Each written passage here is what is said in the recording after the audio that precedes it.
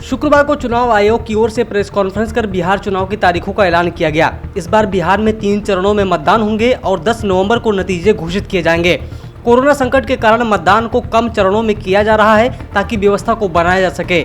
28 अक्टूबर को पहले चरण के लिए मतदान होगा, जबकि दूसरे चरण के लिए 3 नवंबर और 7 नवंबर को तीसरे चरण की वोटिंग होगी। इस बार 10 नवंबर को चुनाव के नतीजे घोषित किए जाएंगे। लेजेंडरी सिंगर एसपी बालासुब्रमण्यम ने शुक्रवार को इस दुनिया को अलविदा कह दिया। उनकी उम्र 74 साल थी। एसपी बालासुब्रमण्यम के चले जाने से पूरी एंटरटेनमेंट इंडस्ट्री गमगीन हो गई है। एसपी बालासुब्रमण्यम ने हिंदी सिनेमा को एक से बढ़कर एक गाने दिए हैं। आपको बता दें कि बीते कुछ दिनों से उनकी तबीयत ठीक नहीं थी, उन्हें लाइफ सपोर्ट पर रखा गया था। एसपी 5 अगस्त को कोरोना पॉजिटिव पाए गए थे, जिसके बाद उन्हें चेन्नई के एक प्राइवेट अस्पताल में भर्ती कराया गया था। 13 सितम्बर को उनका कोरोना टेस्ट निगेटिव आया था। देश के अलग अलग हिस्सों में किसानों ने आज किसान बिल के विरोध में प्रदर्शन किया है। नोएडा में दिल्ली बॉर्डर के पास भारतीय किसान यूनियन के सदस्यों ने रोड को ब्लॉक कर दिया, जिसके बाद ट्रैफिक को डाइवर्ट करना पड़ा। कई जगहों पर भारत बंद का असर देखने को मिला। भारत बंद के ऐलान के मद्देनजर दिल्ली यूपी सीमा पर अतिरिक्त पुलिस बल को तैनात किया गया है। दिल्ली बॉर्डर पर कड़ी सुरक्षा व्यवस्था की गई है। शुक्रवार को भारतीय जनता पार्टी के कार्यकर्ताओं को संबोधित करते हुए प्रधानमंत्री मोदी ने किसान विधेयक को लेकर विपक्ष के विरोध की आलोचना की है।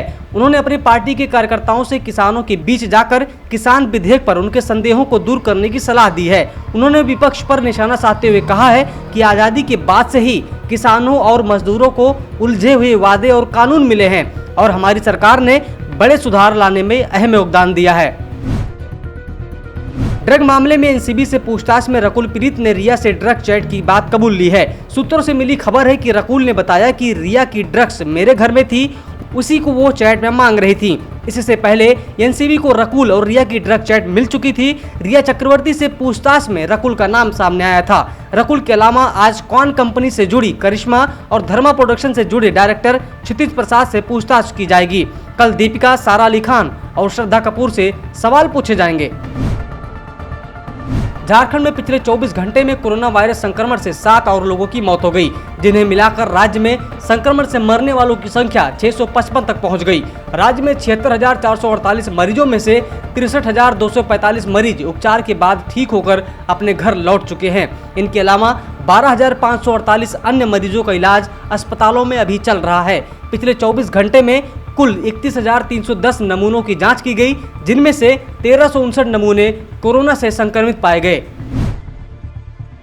झारखंड में बड़े पैमाने पर नशे के कारोबार का खुलासा हुआ है। 2 दिन पहले करोड़ों रुपए की दवाएं जब्त की गई थीं, जिनका इस्तेमाल 25,000 लोगों को नशे का गुलाम बनाने के लिए होना था।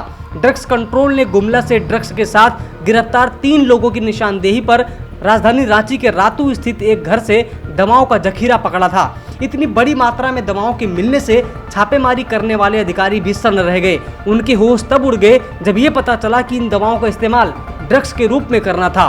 25,000 लोगों को नशे का गुलाम बनाने के लिए ये बंद दवाएं मंगाई गई थीं। पलामू जिले के नक्सल प्रभावित मनातू से पुलिस और सीआरपीएफ की टीम ने 4 लैंड माइंस बरामद किए हैं। पलामू के पुलिस अधीक्षक संजीव कुमार ने इस बात की पुष्टि की है। उन्होंने जानकारी देते हुए बताया कि पलामू पुलिस सीआरपीएफ के साथ मिलकर उग्रवादियों के खिलाफ विशेष अभियान चला रही है। इस दौरान मनातू चक मार्ग पर पुलिस ने 4 लैंड माइंस बरामद किए हैं। जगुआर के बम निरोधक दस्ते ने बरामद लैंड माइंस को विस्फोट कर नष्ट कर दिया है। झारखंड में 15 नवंबर से झारखंड राज्य खाद्य सुरक्षा योजना का शुभारंभ किया जाएगा। ऐसे लोग जिनकी आर्थिक स्थिति अच्छी नहीं है, उनके पास किसी प्रकार का राशन कार्ड नहीं है, उन्हें 1 रुपए किलो की दर से 5 किलो खाद्य पदार्थ उपलब्ध कराया जाएगा। इसके लिए ऑफलाइन या ऑनलाइन आवेदन दिए जा सकते हैं। पलामू के उपायुक्त शशि रंजन ने सभी वीडियो को प्रचार प्रसार कर योग्य लोगों के चयन करने की बात कही है। झारखंड स्थापना दिवस यानी कि 15 नवंबर पर हेमंत सरकार की ये नई सौगात है। आईएमडी के क्षेत्रीय पूर्वानुमान के प्रमुख कुलदीप श्रीवास्तव ने कहा कि दिल्ली में मानसून की अंतिम बारिश हो चुकी है और अब बारिश होने की उम्मीद नहीं के बराबर है। वहीं बंगाल की खाड़ी में बने निम्न दबाव का क्षेत्र अब पूर्वी उत्तर प्रदेश से होते हुए बिहार की तरफ जाने की संभावना है, जिससे बिहार में आज और बारिश बढ़ जाएगी। वहीं उत्तर प्रदेश के मध्य और पूर्वी हिस्सों में अगले 24 घंटे में वर्षा कम होने की संभावना है। बिहार के अलावा पश्चिम बंगाल से लेकर पूर्वोत्तर राज्यों तक भी आज मूसलाधार बारिश की संभावना है। इसके अलावा महाराष्ट्र, छत्तीसगढ़, ओडिशा, तेलंगाना और आंध्र प्रदेश में भी बारिश होने के आसार हैं।